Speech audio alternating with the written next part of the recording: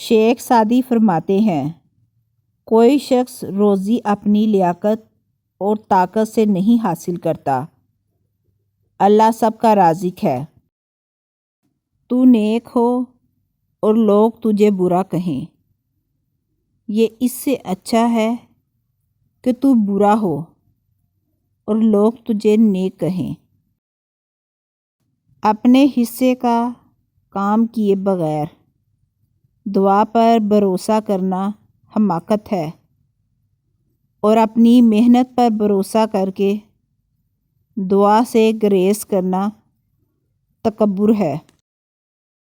اختلافات پر صبر کرنا اور دوسروں کو برداشت کرنا ہی اخلاق ہے۔ آپ کے اخلاق کی قدر بھی لوگ اس وقت کریں گے جب آپ کے پاس دولت اور طاقت ہو۔ غریب کتنا ہی خوش اخلاق ہو، لوگ اس کے اخلاق کو اس کی مجبوری سمجھتے ہیں۔ عقل مند اور بیوقوفوں میں کچھ نہ کچھ عیب ضرور ہوتا ہے، مگر عقل مند اپنے عیب کو خود دیکھتا ہے اور بیوقوفوں کا عیب دنیا دیکھتی ہے۔ شیخ سعدی سے کسی نے پوچھا، حال کیسا ہے؟ جواب دیا، اللہ کی نعمتیں کھا کھا کر دانت ٹوٹ گئے، مگر زبان اس کی ناشکری سے باز نہیں آتی۔ اگر کسی کو تھوڑا کھانے کی عادت ہو تو وہ سختی کے دن آسانی سے گزار سکتا ہے، اور اگر فراغی کے دنوں میں تن پرور ہو تو تنگی میں سختی سے مرتا ہے۔ کسی کو اچھے عمل سے دلی خوشی دینا 1000 سجدے کرنے سے بہتر ہے۔ اگر زندگی اتنی ہی اچھی ہوتی تو کوئی بھی دنیا میں روتے ہوئے نہ آتا۔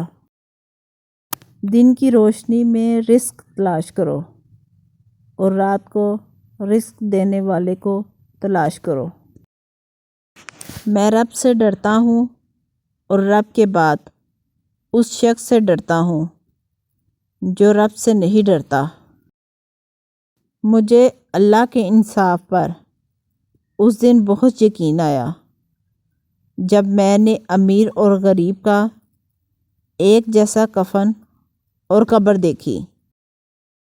خود کو منفرد سمجھنا اور اپنے منفرد پن کو پہچاننا آپ کا حق ہے، مگر خود کو دوسروں سے بدتر سمجھنا محض آپ کی سوچ کا خمار ہے، جو بڑھ کر تکبر، گھمنڈ اور غرور کی شکل اختیار کر جاتا ہے۔